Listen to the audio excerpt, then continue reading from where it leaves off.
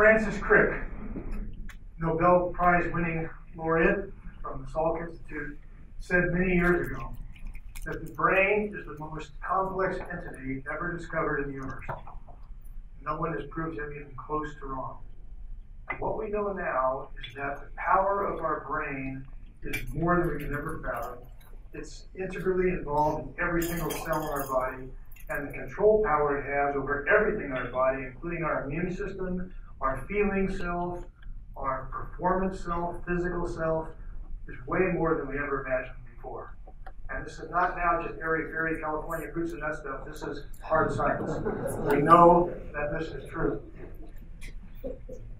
So how do we tap into that? What I want to talk about in the next few minutes is how do we control the source of everything that leads from it? How do we control our own inner experience by attitude? The power of attitude is so important. We're medically finding now that it's just as important as anything else we possibly do in the wellness, health, preventative medicine arena. How we choose to think and feel, and it is a choice, is incredibly, incredibly important. Our expectations of success are not always exactly the way that life works out, right? And what we realize is that the way life works out is actually beneficial for us. Those sort of ups and downs create resilience. They help us be stronger. They help wire our brain to be tougher. And the little things that go wrong are sometimes the very best things looking back. And when most people look back on what they at the time thought was the worst experience in their lives, often they would never ever want to do it again, but they wouldn't give them up for anything, because that's what made you are today.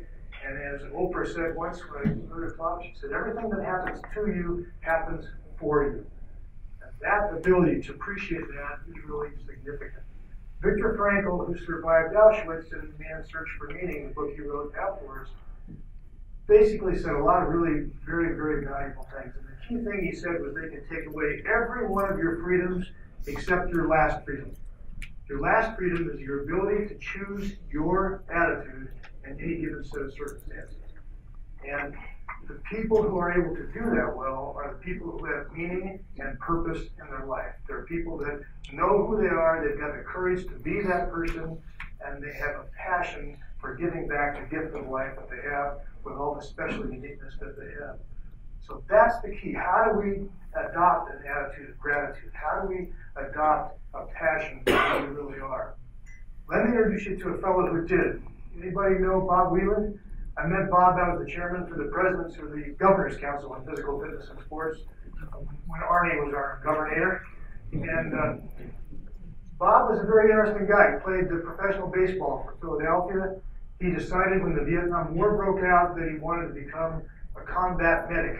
And so he volunteered for that, got into the military, went over to Vietnam, and had both of his legs blown off on a mortar as he stepped on it. Did this destroy Bob? No, he had a great attitude even when disaster happened. I'll share with you a little letter he wrote home to his parents telling them that he'd had this horrible disaster.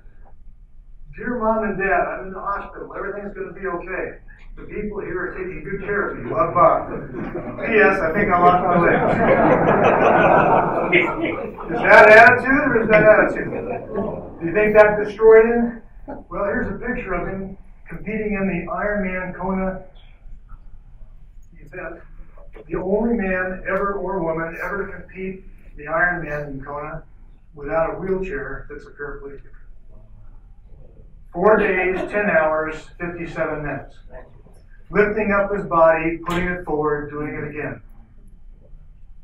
He did it across the United States in 3 years plus. Attitude, right? Nothing. He wrote books. He was later in the movies. He later became a coach for one of the professional NFL teams. He said, on that day when this happened, my legs went one way and my life went another way. He said it was one of the best things that ever happened to him. Many of you in this room know this guy, Pat Hyman. Pat Hyman lived to age 96. He is an absolute legend in San Diego business, certainly in tech when he was in it, now Vistage. Amazing guy. When he was 89, well, let me just take you back. most optimistic guy I've ever met. I used to be in Vistage. He was my chair. He'd come in every day. I was young, I knew nothing. And he'd come in, he'd pat me on the back and say, Lee, I'm so glad to be with you today. He said, I just learned so much when I'm with you. I wasn't teaching him anything, but he was just green and growing. He just wanted to be there. When he was 89, he had a heart attack. He drove himself to the hospital because he didn't want to wake up Bonnie, his wife, who was also 89. Didn't want to disturb her because of his chest pain. She was having a hard time sleeping and he wanted to be considerate. He had a full cardiac arrest and died in the ER. They called me, they called everybody that they could call in the emergency room to help bring it back to life. I called the cardiologist, I called the cardiac interventionist, I called the cardiac surgeon. The ER doctor was there, the anesthesiologist was there. By the time I got in there to the ICU, he'd met each one of these people telling him he'd had a heart attack, that he died, he'd been defibrillated twice, he'd been brought back to life. He's just going to have a little procedure with a wire up into his heart. And if they can stent it, they will. If they don't, they'll just crack his chest open and bypass him. And if he's lucky, he'll be just fine. So I came into the ICU, actually Buddy Ken Druck was with me that day, and we said, Pat, how are you doing? He looked up and the twinkle in his eyes and he said, just great, Lee. He says, I just keep meeting one genius after the next. And that's his attitude. He later developed cancer. It had gone metastasized all over his body. This was when he's 95. I got a call from the oncologist. He said, Lee, I have to tell you, I just had to interrupt your day. Thanks for taking my call, but I just couldn't believe this. I just saw your patient, Mr. Hyndman. I said, yes. He said, well, I read his chart before you came and the notes you wrote, and I read that he's 96 years old, and he'd had prostate cancer, and he'd had a heart attack, and he'd had significant coronary disease. He recently had pneumonia, and now he's got metastatic stage 4 cancer. He said, I was going into the room expecting to see his young children or grandchildren wheeling around in a wheelchair with oxygen. He says, I go in and here's this guy in a coat and tie with a briefcase. He said, oh, excuse me, I must be in the wrong room. He said, well, what do you mean? Who are you looking for? He said, I'm looking for Mr. Hyndman. He says, that's me, I'm Pat. He said, let's get going with us.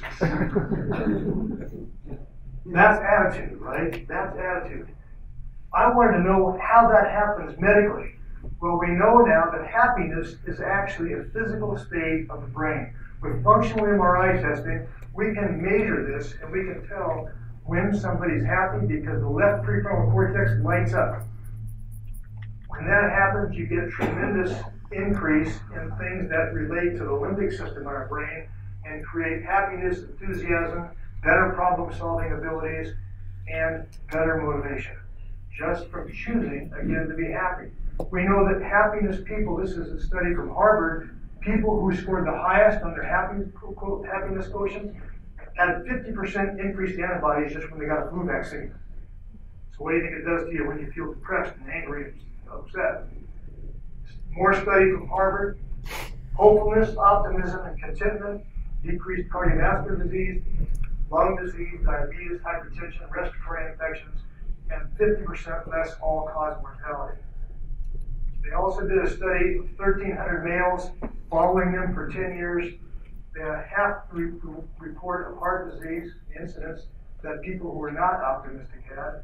And that difference was the same as if you were a 30-pack year smoker versus never smoked. Same just by choosing your attitude. Happiness and curiosity study at Duke University showed the same thing. Less everything from high blood pressure, diabetes, even common colds, heart disease, less cortisol, which is your stress hormone, less stress to the adrenals, and less all-cause mortality, just by being curious. An amazing thing that we can choose to do every day. UC Davis did a study just looking at gratitude journals. They took 1,000 gratitude journals, and they tracked people. One group was told to just write down the things that disappointed them in the day. The next group were told to write down the things that they were grateful for. And those who had an attitude of gratitude, significant increase in their happiness scales, increased exercise. They even did daily things just for their own self-care better. They used better sunscreen, they took their medications. It just affected them in every way. This study, they took 1,000 participants starting at age 80. If they had designated a high purpose in life, they knew what the purpose was and were practicing it, they had 2.4 times less incidence of Alzheimer's. They had a 30% decrease in the rate of any kind of cognitive decline, even mild dementia, and they had a 50% decrease in all-cause mortality over 10 years just because they knew where they were going in life and had a passion for it. And even those people, it turned out on brain autopsy when they died, that had the tau tangles that caused dementia and Alzheimer's, they didn't affect them clinically, even though anatomically they looked like they had it. Phenotypically, didn't matter. So I wondered why this was, and I went to my friends at the Salk Institute, and I asked them, I said, what's going on with this brain? How can this be that fantastic? And I said, you know, this brain researcher that I was speaking to, his whole life was studying the brain. And I said, I read that there were 50 billion nerve cells in our brain, and recently I read a medical literature study that said there was 100 billion. I said, are there really 100 billion nerve cells in our brain? And he kind of looked at me like I was nuts. He said, well, nobody's ever actually counted. I said, okay, you're right. He said, but that's not what's important anyway.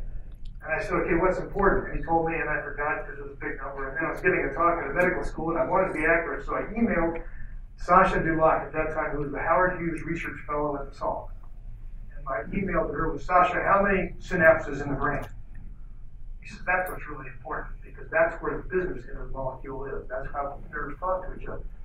She told me, she said this in the email. Not exactly known, but probably on the order of 10 to the 12th to the 15th power, which is up to 1,000 trillion connections. And then she said, many of which are in a position to be modified by the biochemical sequelae of fear, compassion, or loving kindness. So here's a world-class, hardcore scientist saying, it's what you asked. Fake it until you make it, right? If you want to choose feelings of love, act like you're in love, and pretty soon the feelings will follow. The neuroplasticity of our brain changes itself to allow us to feel exactly that which we ask it to feel. So expectation breeds reality. If you want to be upset, be upset. Tomorrow you'll have a much easier time being upset. If you think you're going to have a lousy time sleeping tonight, you know what? You probably will. The placebo effect is 30%. You give somebody a placebo with any medication, you'll feel less pain, you'll sleep better, you'll have more energy, you'll get it up better. Whatever it is, 30% of people on a placebo do exactly that. So that's the power. That's where it all comes from. I want to finish this by telling you a story that some of you might have heard. Relates to my wife, Mary. We've been now together for the summer 50 years. I wouldn't know what it would be like to be without her. 9 years ago, we climbed Kilimanjaro. We were just talking about how great it was that we could do these things. We could ski, we could hike, we could dance, we could have fun together, we could jog. And yet, one day she came home, and my daughter was home from work, and she called me down to the backyard right after we got back from a 4-mile run around Shelter Island. She said, Mom needs you outside. So I go outside, and she's curled up in a fetal position, having what I thought was a panic attack. It was actually a fear hallucination caused by something else. The next day, she had a seizure. Took her to the emergency room at Scripps Hospital. The neurologist comes in. He says, there's something there after they got brain CT. And 4 by 5 centimeter tumor in the right temporal lobe of her brain. That was December 21st, 9 years ago, in a couple of weeks. So we went through the rigmarole there, got her all worked up. We knew that brain tumors like this are most often gliomas. Nobody has ever been cured from a glioma. They just go and go and go until you're done. We pretty much knew what that was all about. We got the final diagnosis on Christmas Eve. We spent Christmas Eve in the hospital. Our kids brought in dinner to us from the local fast food restaurant. We had her on the bed, literally, of her ICU bed in the cardiac unit. At the end of the day, we fell asleep actually with each other, just sort of holding each other with our kids on the floor. It was pretty interesting. It was one of the most amazing Christmas Eves we've ever had. My kid brought in a blanket for me and a pillow so I could sleep underneath her ICU bed. So they left, and we sort of held hands as long as we could until we both kind of fell asleep. And we woke up to our kids bringing stockings filled with presents for us on Christmas morning. We had Christmas morning breakfast on the ICU floor. we're all done. We agreed as we left that it had been the most important, most meaningful Christmas morning and Christmas Eve that we'd ever had. Because we knew what time was about. We knew the value of the moment. We had an attitude of gratitude. As we're driving out of the hospital parking lot, my wife taps me on the shoulder and she says, well, I made a decision. I said, what's that? She says, I've decided if this tumor is going to be in my brain for the rest of my life, however long that's going to be, I've decided there's going to be no room in either my brain or my heart for anything other than love, gratitude, or hope. I go, ooh, that's pretty good. For somebody that's just been given a death sentence, basically. And so we came home and looked at different neuro-oncologists and so forth to find out what the options were, traveled around the country getting opinions. She started having, about 2 weeks after that, seizures every day, and at that point, 15 to 20 a day for the next 6 months. Nobody wanted to touch it because it was so deep that if we did, it would make her pretty much a vegetable. Finally, we met one surgeon who said, I can take some of your seizures away if I just take part of it out. So we did that. And that got her seizures down to like 2 or 3 a day. And then they caused headaches afterwards. Soon after surgery and recovery, she called a family meeting. I said, okay. She said, do you want to know why I called this meeting? I said, yes. She says, I've named my tumor. You want to know why? Yes. Well, she said, if this tumor is going to live with me for as long as it's going to be, then I figure my job is to get to know who she is. And I want to create a safe place in my brain for her to exist so that we can love each other and we can respect each other and I can let her know who I am and she can get to know who I am and she can start to respect me and together we can have a symbiotic relationship helping each other be happy and live for as long as we can together with appreciation and love and respect. She said, when she's treating me badly and causing me seizures, I can get stern and I can call her Gwendolyn. That's her name. And if she's quieting down and not causing me too much trouble, well, I'll be her best friend and I can call her Gwenny. And I'm just going to live with Gwenny. And she says, I want her to be my best friend. She said, do you think that's nuts? I said, I think that's brilliant. The neuro-oncologist at UCLA told us that the average grade 2 tumor, which we found out it was on the biopsy, becomes a grade 3 to 4 within 6 months to 2 years. And then after that point, you've got about 18 months to live. We're walking around Shelter Island now because she can't run anymore. She can't be left alone. She can't drive. She can't go to the gym. Can't go to movies because the noise creates seizures. We're talking about all the things that are just different in her life now. Just not the same as we'd always taken for granted before. And she stopped suddenly on the walk and she said, I'll tell you what I can do. She said, I can still see with my eyes, and I can feel with my heart, and I can say yes to the world. And that's what she's done. And I don't think it's any surprise that it's 9+ years now, and she's still as good as she was right after the surgery. It's the attitude. She has an amazing attitude. She says, just as I'm losing my executive functioning in my brain, my heart seems like it's expanding to that same degree and filling up every cell in my body. Now, is she ill or is she well? It's all about attitude and all the things in our lives, from relationships to ability to functionality to business success to happiness in your own life, that matters so much. So here she is now making food for other people, one of the most nice things that she likes to do. My plea to you is say yes to your life. Say yes to your life. We can look at our bars or we can look through them, as a lady in jail once told me. Look through your bars and say yes to your life. Grab onto that attitude and make it work for you. Your brain's dying to do it. Thanks very much.